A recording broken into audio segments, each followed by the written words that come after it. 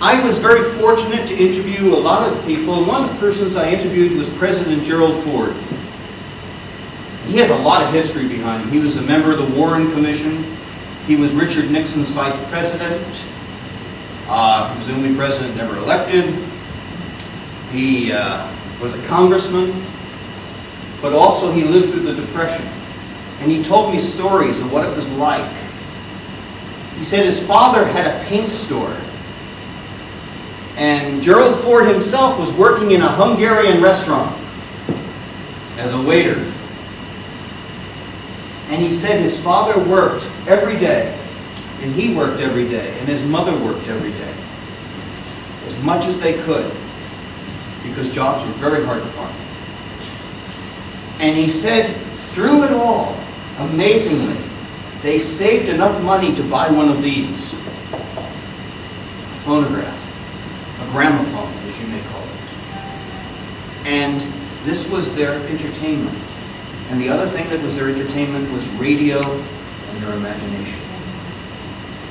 Very important thing. Think about today. Think about today if you don't have computers. Think about today if you don't have television. I know you're shaking with fear already.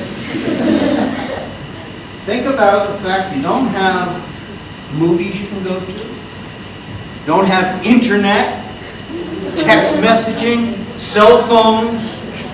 You have something called imagination. How many of you use that? Do you use imagination a lot? It's really wonderful. I'll make a suggestion to you. I have at home a library. I have about 2,300 books in my library.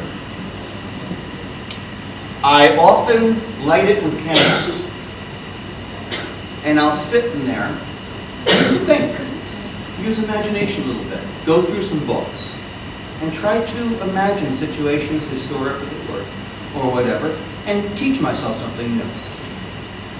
And I would really, truly suggest that to you. It's a great gift. Never, ever let that sense of imagination die within you. It's the greatest gift of all. Another fellow I interviewed was President Richard Nixon. He's got an interesting history. I would say probably the closest thing we ever had to a genius in the White House. Now you'll sit there and say, ah, a genius, come on. Well, truly, very much a genius. But see, geniuses usually come with problems. He was brilliant, but he had a lot of demons. He was very paranoid and stuff like that. And he did some very fascinating stuff as well. And he talked about his early days in Whittier, California. How it was very hard to survive. Each one of these individuals, by the way, I'm just talking about with the Depression, how things were troublesome, how things were hard. We're going through a very, very rough period now. Especially in the United States right now. Stores are closing, banks are failing. And we're going to go through a situation very similar to what was going on in the time that you're going to be studying.